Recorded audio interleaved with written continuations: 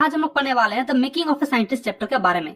ये चैप्टर ना बहुत ही वाहियात चैप्टर है। मतलब जब मैं 10th में था ना तो मैंने तो ये चैप्टर ही छोड़ दिया था, मैंने पढ़ा ही नहीं था।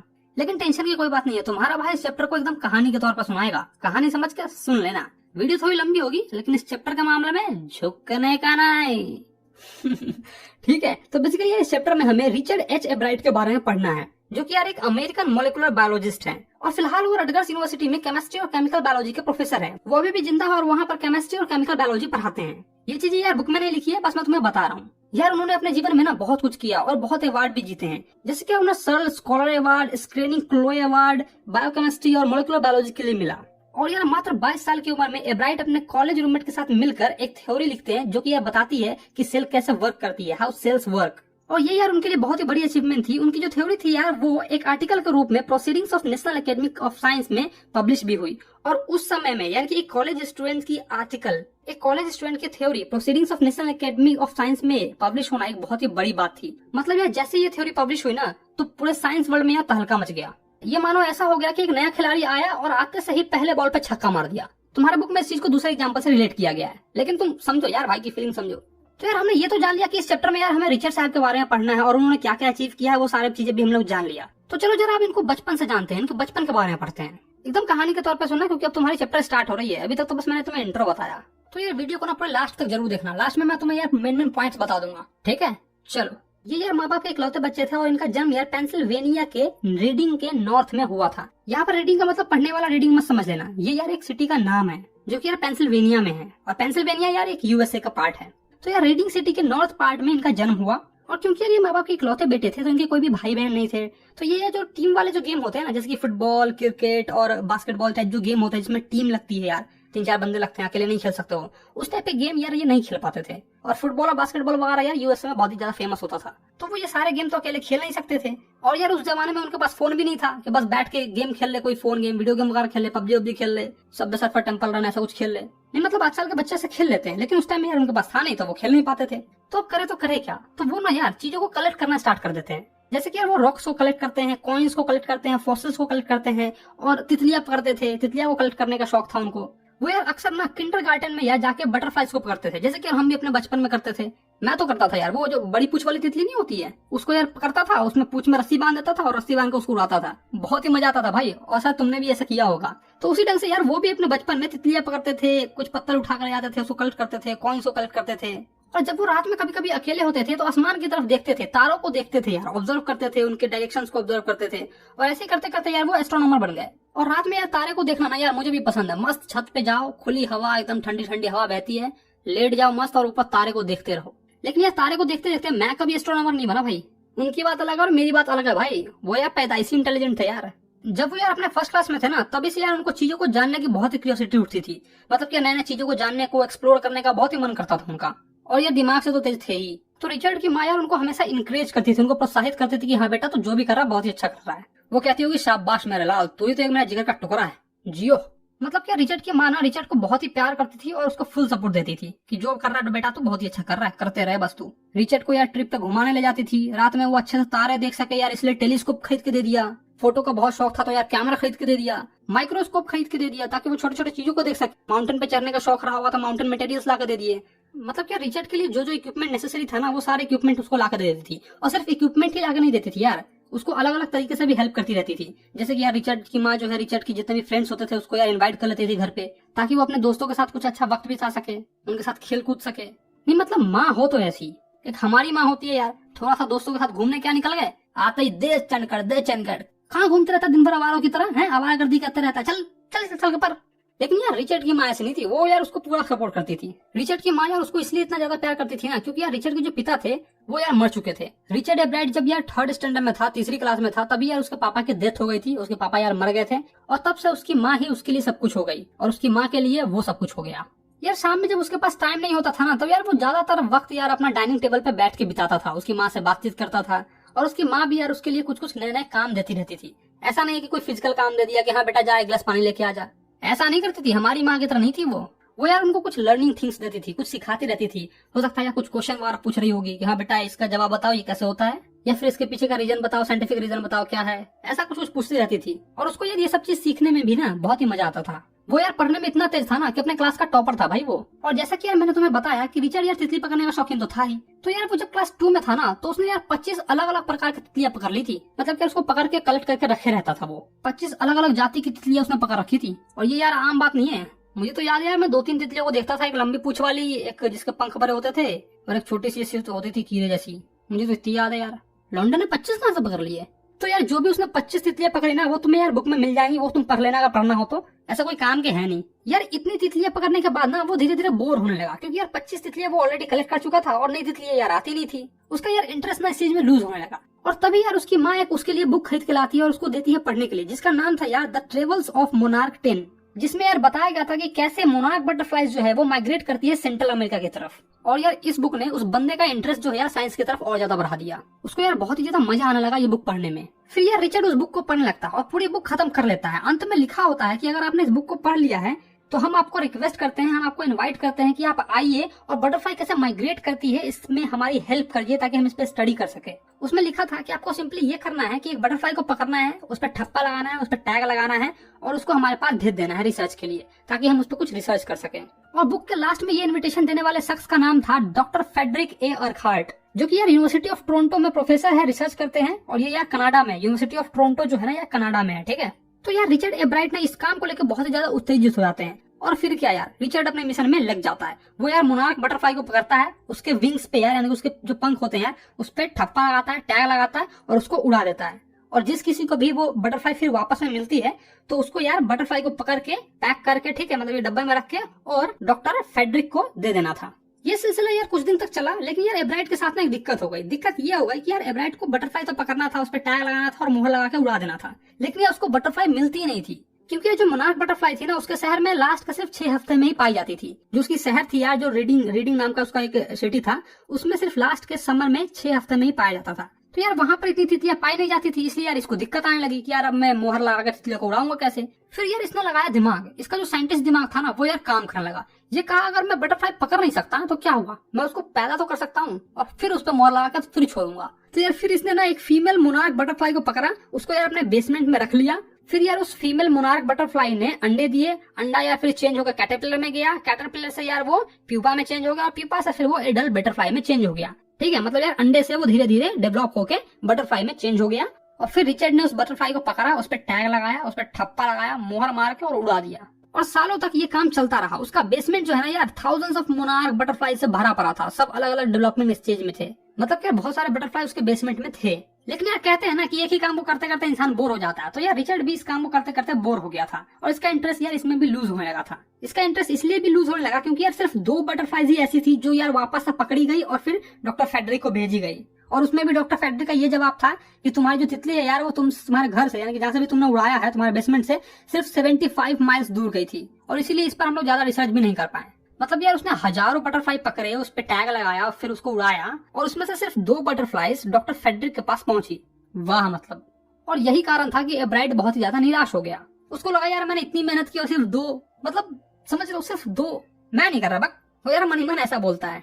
और फिर एब्राइट 7 क्लास में पहुंचता है। 7 क्लास में पहुंचने के बाद वो काउंट्री साइंस फेयर में पार्टिसिपेट करता है। ठीक है, वहां पर यार उसको कुछ एक्सपेरिमेंट करके दिखाना था। तो यार वो एक फ्रॉग टिश्यू का स्लाइड लेता है, यानी कि मेढक का जो टिश्यू होता है उसका एक स्लाइड लेता है और माइक्रोस्कोप के अंदर में दिखाता है कि देखो एक फ्रॉग का टिश्यू जो होता है ऐसा होता है। लेकिन यार वो उस कंपटीशन में हार जाता है क्योंकि यार उसने कुछ बड़ा एक्सपेरिमेंट तो किया नहीं, सीधा एक सिंपली से स्लाइड लेके आया और माइक्रोस्कोप के अंदर में डाल के दिखाने लगा। वो तो यार तुमने भी किया होगा अपने 9th क्लास में, जो तुम्हारा सेल चैप्टर था बायोलॉजी में, आई थिंक चैप्टर 6 था या फिर कुछ था, उसमें तुमने पढ़ा होगा और फिर तुमने माइक्रोस्कोप में देखा होगा। कौन सी बड़ी बात है।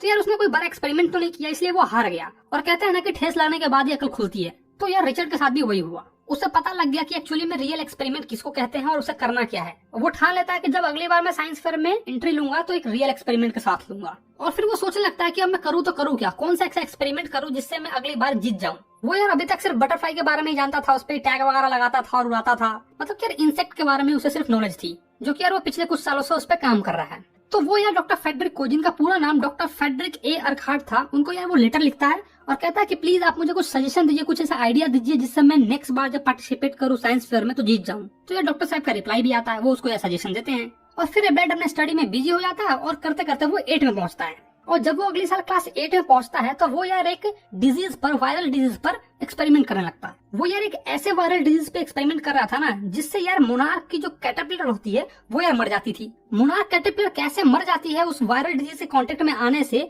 उसका वो पता लगाने लगता है भाई। तो वो यार इस चीज के बारे में बुक वगैरह में पढ़ने लगता है और काफी स्टडीज करने के बाद उसे पता लगता है कि मोनार्क कैटरपिलर्स जो हैं वो एक बिटल नाम के वायरल डिजीज के कारण मर जाती है, उसे कांटेक्ट में आते से ही मर जाती है। और फिर वो इसको प्रूव करने के लिए कैटरपिलर्स को ले आता है, ठीक है, और बिटल नाम के जो इंसेक्ट है यार उसके प्रेजेंस में वो रख देता है और देखना चाहता है कि क्या वाकई में मोनार्क बटरफ्लाई की जो कैटरपिलर्स हैं वो मर जाते हैं इसे कांटेक्ट में आने से। तो यार उसको कुछ खास रिजल्ट नहीं मिलता है, लेकिन फिर भी वो काउंट्री साइंस फेयर में एडमिशन लेता है, उसमें एंट्री लेता है और एंट्री लेने के बाद वो ये सारी चीजें एक्सपेरिमेंट करके दिखाता है और कहता है कि देखिए मैंने ऐसे ऐसे स्टडीज की और मैंने ये किया है। यार रिजल्ट तो नहीं आया था लेकिन यार उसने मेहनत की थी इसलिए यार उसको जिता दिया गया, उसको एक प्राइज मिल गया। और फिर अगले साल वो 9th क्लास में पहुंचता है और 9th क्लास में पहुंचने के बाद वो एक थ्योरी पर एक्सपेरिमेंट करता है। वो ये जानना चाहता था कि आखिर वाइसरॉय बटरफ्लाई जो है वो मोनार्क्स बटरफ्लाई को कॉपी क्यों करती है, और इसी प्रोजेक्ट पर यानी कि इसी थ्योरी पर वो काम कर रहा था। लोगों का ऐसा मानना था वाइसरॉयज बटरफ्लाई जो है वो मोनार्क्स बटरफ्लाई को इसलिए कॉपी करते हैं ताकि वो बर्ड का फूड बनने से बच सके, क्योंकि यार मोनार्क बटरफ्लाई जो है ना वो बर्ड को खाने में उतना अच्छा नहीं लगता है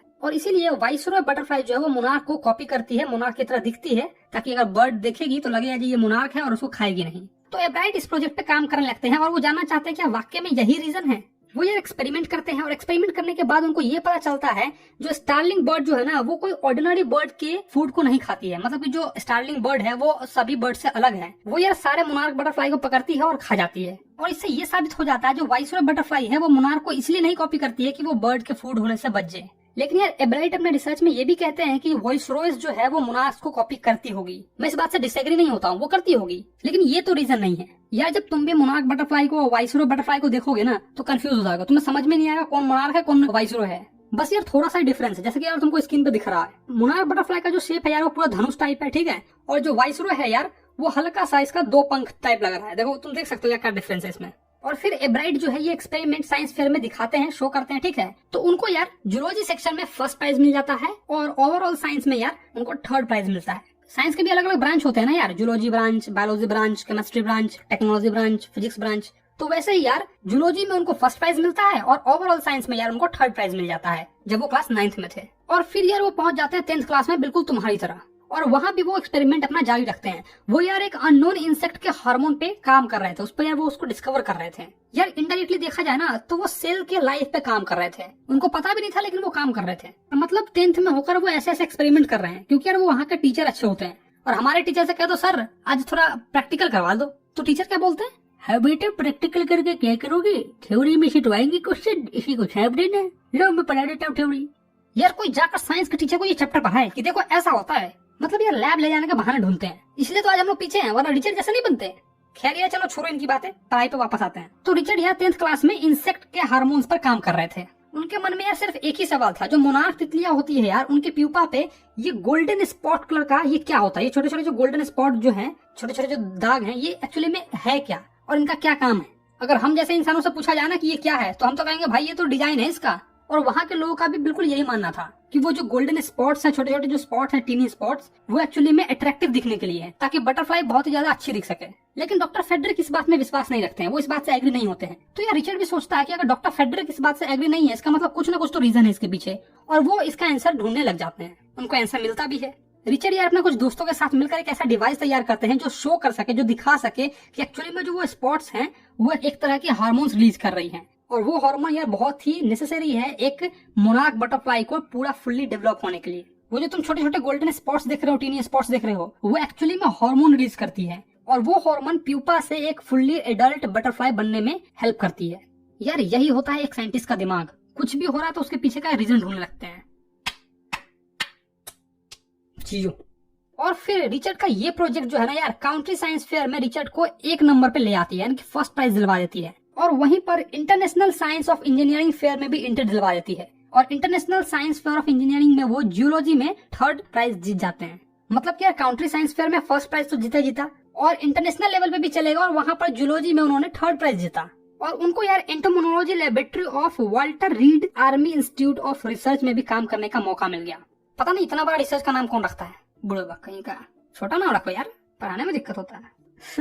मतलब यार उनको इस रिसर्च सेंटर में काम करने का मौका मिल जाता है जब वो 10th में ही थे, और जब वो 11th में जाते हैं तो वो अपने फर्दर एडवांस रिसर्च पर, एक्सपेरिमेंट पर काम करते रहते हैं। ठीक है, जो भी उनका एडवांस एक्सपेरिमेंट था मोनार्क वगैरह पे, वो काम चलता रहता है और धीरे धीरे करते करते यार वो इंटरनेशनल लेवल पे भी फर्स्ट प्राइज जीत जाते हैं। जब वो 11th में थे तभी वो इंटरनेशनल लेवल पे फर्स्ट प्राइज जीत जाते हैं और उनको फिर से एक दूसरा चांस मिलता है कि वो समर में जाकर आर्मी लैब में काम कर सकते हैं। मतलब क्या ये बंदा 10th में इंटरनेशनल लेवल पे पहुंचता है और 11th में जाकर इंटरनेशनल लेवल में भी फर्स्ट प्राइज जीत जाता है। होशियार तो है यार, इसमें कोई शक नहीं है। और फिर यार ये भाई साहब ना सीनियर ईयर में पहुंच जाते हैं, मतलब ये 12th में पहुंच जाते हैं और 12th में पहुंचने के बाद यार ये एक आर्टिफिशियल मोनार्क विंग से सेल को डेवलप करते हैं। कहने का मतलब ये है कि मोनार्क बटरफ्लाई के विंग से यानी कि उसके पंख से एक सेल डेवलप करते हैं आर्टिफिशियली। ठीक है, लैब में डेवलप करते हैं और इसमें यार वो गोल्डन स्पॉट से जो हार्मोन रिलीज होता है वो हार्मोन लाकर रिएक्ट करवाते हैं और रिएक्ट करवाने के बाद वो पूरा का पूरा एक एडल्ट मोनार्क बटरफ्लाई डेवलप कर लेते हैं। मतलब कि यार लैब में आर्टिफिशियली वो मोनार्क के विंग से सेल डेवलप करते हैं, उसमें यार वो हार्मोन डालते हैं। ठीक है, जो वो गोल्डन स्पॉट से आता है और उससे एक नया बटरफ्लाई पैदा कर देते हैं। और उनका ये एक्सपेरिमेंट यार इंटरनेशनल फेयर में उनको जियोलॉजी में फर्स्ट प्राइज दिलवा देता है फिर से। और फिर से उनको चांस मिलता है कि समर में जाकर वो आर्मी लैब में काम कर सकते हैं या फिर USA of department of agriculture में काम कर सकते हैं। ऐसे ही करते करते यार वो 12th पास हो गए और 12th पास होने के बाद यार वो हार्वर्ड यूनिवर्सिटी में एडमिशन करवा लेते हैं अपने कॉलेज के लिए। और एब्राइट जब हार्वर्ड यूनिवर्सिटी में फर्स्ट ईयर में थे तो वो यार department of agriculture of lab में जाते हैं। ठीक है, USA of department of agriculture lab जो है उसमें जाते हैं। उनमें जाने के बाद यार वो गोल्डन स्पॉट्स का जो हार्मोन था ना उस पर यार काम करते हैं, उस पर काम करते हैं। वहाँ जो भी इंस्ट्रूमेंट रखे होते हैं उसके लैब में यार उस पर रिसर्च वगैरह करते हैं कुछ और करने के बाद वो फाइनली हार्मोन का एक केमिकल स्ट्रक्चर निकाल लेते हैं। किसी भी हार्मोन का यार एक केमिकल स्ट्रक्चर होता है। ठीक है, कुछ ऐसा दिखता है, तो वो यार ये गोल्डन स्पॉट से निकलने वाला जो हार्मोन है ना उसका केमिकल स्ट्रक्चर निकाल लेते हैं। और फिर 1.5 साल बाद जब वो कॉलेज के जूनियर ईयर में थे यानी कि 3rd ईयर में थे तब यार उनको एक न्यू थ्योरी का आइडिया आता है जो कि था यार सेल के लाइफ के बारे में। एक्चुअली में उनको ये आइडिया तब आया था ना जब वो इस टीनी स्पॉट से निकलने वाले हार्मोन के केमिकल स्ट्रक्चर को एक्सरे में देख रहे थे। एक्सरे का जो फोटो था उनको उसको देख रहे थे, तभी उनको ये आइडिया आया। और जब उनको ये आइडिया आया तब वो बहुत ज्यादा एक्साइटेड नहीं हुए जैसे कि बाकी के लोग एक्साइटेड होता, यस मैंने तो कर दिखाया, यस मैंने कर दिखाया। ऐसा कुछ नहीं हुआ उनके साथ, वो एकदम शांत स्वभाव से थे। फिर एब्राइट को इस इंसेक्ट के हार्मोन के फोटो से यार उनको एक आइडिया मिल जाता है और उनको पता लग जाता है कि एक्चुअली में डीएनए जो है वो कैसे हमारे ब्लूप्रिंट को रीड कर लेता है, कैसे डीएनए एक सेल के ब्लूप्रिंट को रीड कर लेता है। डीएनए एक्चुअली में यार एक सब्सटेंस है जो कि यार सेल के न्यूक्लियस में पाया जाता है, जिसका फुल फॉर्म यार होता है डाइऑक्सिक न्यूक्लिक एसिड। तुमने साइंस में पढ़ा होगा इस चीज को। और डीएनए ही वो चीज है जो हमारे हेरिडिटी को कंट्रोल करता है कि हमारे पेरेंट्स से हमें क्या क्या मिला है। जब एक बच्चा पैदा होता है तो हम लोग कहते नहीं कि यार देख इसकी आंखें तो इसकी माँ की तरह दिखती है, इसकी शक्ल इसके बाप की तरह है। तो आखिरकार वो बच्चा जो है अपने माँ बाप की तरह क्यों दिख रहा है? क्योंकि यार वो अपने माँ बाप की हेरिडिटी, उनके प्रॉपर्टीज जो भी है, उनके जो भी लक्षण है यार, ठीक है, वो सारे वो अपने साथ डीएनए में लेके आया है। ये यार एक बायोलॉजिकल कॉन्सेप्ट है, इस पर ध्यान मत दो, ठीक है, कहानी सुनो तुम तो बस। और फिर यार एब्राइट और एब्राइट के कॉलेज रूममेट जो थे यार, जिसका नाम था जेम्स आर वोंग, वो दोनों ही मिलकर यार पूरी यार ड्राइंग बनाते रहे, डीएनए का पिक्चर बनाते रहे। वो यार प्लास्टिक मॉडल ऑफ मॉलिक्यूल्स को तैयार कर रहे थे, यानी कि मॉलिक्यूल्स का प्लास्टिक एक मॉडल तैयार कर रहे थे ताकि वो दिखा सके कि देखो ऐसा ऐसा होता है। उनकी जो थ्योरी थी ना डीएनए के बारे में, उनको वो प्रूफ करना चाह रहे थे, इसलिए वो बना रहे थे। और फिर वो दोनों ही मिलकर उनकी जो थ्योरी थी यार उसको वो लिखते हैं। और फिर तो तुम्हें पता ही क्या होता है, मैंने तुम्हें शुरू में बताया था कि 22 साल की उम्र में वो दोनों लिखते हैं थ्योरीज, फिर पब्लिश हो जाती है और साइंस वर्ल्ड में तो हल्का मच जाता है। ऐसे ही करते करते यार रिचर्ड एब्राइट जो है वो अपना हार्वर्ड यूनिवर्सिटी से ग्रेजुएशन पास हो जाते हैं विद हाईएस्ट ऑनर। उनके पूरे क्लास में यार 1510 बच्चे थे, जिसमें से वो सेकंड पोजीशन पे आए थे। और इस बात से कोई भी सरप्राइज नहीं हुआ कि रिचर्ड सेकंड आ गया, क्योंकि सबको पता था रिचर्ड पढ़ने में तेज है और ये आ भी सकता है। फिर ये रिचर्ड एक रिसर्चर बनकर हार्वर्ड मेडिकल स्कूल में एंट्री ले लेते हैं और वहाँ पर अपने थ्योरी पर वो एक्सपेरिमेंट करते रहते हैं ताकि उनका जो थ्योरी है डीएनए के बारे में वो प्रूव कर सके। और भाई अगर वो थ्योरी प्रूव कर देते हैं ना तो वो एक बहुत ही बड़ी अचीवमेंट होती है उनके लिए। द प्रोसेस ऑफ लाइफ को समझने में ये बहुत ही मदद करती, जो कि तुमने क्लास 9th में पढ़ा होगा। The process of life cell के बारे में था। और अगर हम लाइफ के प्रोसेस को समझ लेते तो यार बहुत सारे आइडियाज आ जाते, बहुत सारे ऐसे आइडियाज आ जाते जिससे यार हम अलग अलग बीमारी का इलाज निकाल सकते थे, कैंसर जैसे बीमारी का इलाज निकाल सकते थे और बहुत सारे ऐसे बीमारी का इलाज निकाल सकते थे भाई। और ये सब चीज सिर्फ इसलिए पॉसिबल होता ना क्योंकि यार एब्राइट के पास ना साइंटिफिक क्यूरियोसिटी थी, मतलब कि साइंस के प्रति उनका जो जुनून था ना यार, इसी से ये सब चीज साबित होता। वो यार साइंस के ना दीवाने थे। और इस सब की शुरुआत तब होती है जब वो हाई स्कूल में थे, जब वो 9th में थे यार, जब उन्होंने यार वो छोटा सा गोल्डन स्पॉट पे एक्सपेरिमेंट स्टार्ट किया था जिसमें पता चला था कि यार इसमें हार्मोन रिलीज करती है ये, तभी से ये सारी चीजें होने लगी। एब्राइट यार सिर्फ साइंस के पीछे पागल नहीं थे, वो यार डिबेट में भी चैंपियन थे, ठीक है, पब्लिक स्पीकर भी थे, उनको यार फोटोग्राफी भी बहुत अच्छी आती थी, स्पेशली यार वो नेचर के फोटो बहुत ही अच्छे लेते थे। और साइंस में तो पागल थे ही, तुम्हें पता ही है। रिचर्ड यार अपने हाई स्कूल में ना बहुत ही सीधे साधे बंदे थे और इधर उधर ज्यादा करते भी नहीं थे, मतलब जैसे बाकी के बच्चे होते हैं ना, स्पॉट में भाग ले लिया, कभी उधर कर लिया, लड़कियां तार रहे हैं, कुछ भी मतलब कर रहे हैं, तो ऐसे बंदे वो नहीं थे, बहुत ही सीधे साधे बंदे थे और इसीलिए स्टडी करना उनके लिए बहुत ही इजी था। वो अपना ज्यादातर एनर्जी जो है ना वो रिसर्च में लगाते थे, डिबेट कंपटीशन में लगाते थे, और वो debate and model unit of Nations club में पार्टिसिपेट भी कर लेते थे। उनकी यार बहुत ही लोगों से जान पहचान भी हुई, जिसमें से यार उनके एक सोशल स्टडी के टीचर भी थे जिनका नाम था यार रिचर्ड ए वाहेरर। अपने सोशल स्टडी के टीचर से वो ज्यादा कनेक्ट हो गए थे। रिचर्ड एब्राइट के टीचर कहते हैं कि वो बहुत ही अच्छा लड़का है, और मुझे उसकी ये बात हैरान कर देती है कि वो दिन में तो अपना एक्सपेरिमेंट करता ही करता है, लेकिन वो रात में 3 से 4 घंटे डिबेट कंपटीशन के लिए भी निकाल लेता है, डिबेट रिसर्च के लिए भी निकाल लेता है। क्योंकि ये जो उनके सोशल स्टडी के टीचर थे ना, वो डिबेट और model unit of Nations club के दोनों के मेंबर थे, या फिर तुम कह सकते हो कि एडवाइजर थे। आगे उनके टीचर कहते हैं कि रिचर्ड एक बहुत ही कॉम्पिटिटिव स्टूडेंट है, नॉट इन बैड सेंस, बल्कि एक अच्छे सेंस में। कहने का मतलब ये है कि रिचर्ड सिर्फ एक्सपेरिमेंट इसलिए नहीं करता था कि उसे प्राइज चाहिए, उसे जीतना है, वो एक सही रीजन के लिए काम करता था, उसको उसमें मजा आता था, इसलिए वो सारे एक्सपेरिमेंट करता था, और वो इतना अच्छा काम करता था इसलिए वो प्राइज जीत जाता था। वो हमेशा बेस्ट बनना चाहता था, और यही कारण है कि एब्राइट आज इतना बड़ा साइंटिस्ट है। अगर तुम्हें भी साइंटिस्ट बनना है तो यार अपने माइंड को हमेशा फ्रेश रखो, और साइंस के पीछे जो क्यूरियोसिटी है ना उसको बढ़ाओ यार। अपने दिमाग को सही चीज सोचने में लगाओ, और एक सही कारण के लिए प्राइज जीतो। ऐसा बिल्कुल भी नहीं होना चाहिए कि प्राइज जीतने के लिए तुम किसी भी हद तक गिर जाओ, कोई भी एक्सपेरिमेंट झूठ मूठ कर दो। अगर तुमको लगता है कि हाँ इसके पीछे कोई कारण है तब करो ना। यार रिचर्ड एब्राइट में ना ये सारी क्वालिटी थी, और ये सारी क्वालिटी उसके अंदर तब आई जब वो बुक पढ़ा था जो उसकी माँ ने उसे दिया था, जिसका नाम था यार द ट्रेवल्स ऑफ मोनार्क 10। उस बुक ने ही यार साइंस के प्रति इसका पूरा दिमाग ही खोल दिया, और तब से लेके आज तक एब्राइट ने कभी भी साइंटिफिक क्यूरियोसिटी को अपना लूज नहीं किया। उसका जो साइंस के पीछे इंटरेस्ट है यार उसको कभी भी लूज नहीं किया। हाँ बस यार तुम्हारा ये चैप्टर ना यहीं पे खत्म हो जाता है, मैं थक गया यार पढ़ाते पढ़ाते। तो चलो यार इस चैप्टर के ना मैं कुछ मेन पॉइंट बता देता हूँ। देखो जब वो क्लास 2 में था तो यार उसने 25 अलग अलग प्रकार की तितलियां पकड़ ली थी। थर्ड में आया तो थर्ड में आते आते यार उसका पिताश्री छलक बसे। उसके बाद उसने यार 7th में काउंट्री साइंस फेयर में पार्टिसिपेट किया, और वहां पे यार वो हार गया। फिर यार वो 8 में आया, 8 में आने के बाद यार वो जीत गया। भले यार उसको रिजल्ट तो नहीं आए थे, लेकिन वो फिर भी जीत गया था। वायरल डिजीज पे काम किया था, याद आ रहा होगा तुम्हें। फिर यार 9th में उसने वाइसरॉय बटरफ्लाई पे काम किया, जिसमें यार उसने बताया कि यार वाइसरॉय जो है वो मोनार्क को क्यों कॉपी करती है। एक्चुअली ये बताया नहीं था, बस लोगों की मिथ को उसने दूर किया था। 10th में आकर यार उसने उस छोटे से गोल्डन स्पॉट में जो हार्मोन रिलीज होते हैं और उस पर काम किया, उसमें बताया कि ये हार्मोन रिलीज करती है। हाई स्कूल के जूनियर ईयर में यानी कि 11th में यार वो एडवांस एक्सपेरिमेंट करता रहा, और इंटरनेशनल साइंस फेयर में यार नंबर 1 बन गया। ठीक है, नंबर 1 का प्राइज जीत लिया। हाई स्कूल के सीनियर ईयर में यानी कि 12th में यार वो एक आर्टिफिशियल सेल ग्रो करता है मोनार्क के विंग से, और उसमें हार्मोन देकर यार वो एक पूरा का पूरा तितली को यानी कि मोनार्क तितली को डेवलप कर लेता है। फिर यार हार्वर्ड यूनिवर्सिटी में एडमिशन लेता है, और फर्स्ट ईयर में यार वो एक्सपेरिमेंट करता है वही गोल्ड स्पॉट पे। ठीक है, वो गोल्ड स्पॉट के हार्मोन पे रिसर्च करता है। थर्ड ईयर में आते आते यार उसको एक नया थ्योरी का आइडिया आता है, जिसमें यार वो डीएनए के बारे में बताता है कि डीएनए जो है वो ब्लूप्रिंट ऑफ लाइफ है। और फिर यार वो अपना ग्रेजुएशन पास कर लेता है 2nd रैंक से। तो बस यार इतना ही पढ़ो, ज्यादा पढ़ोगे दिमाग हैंग कर जाएगा।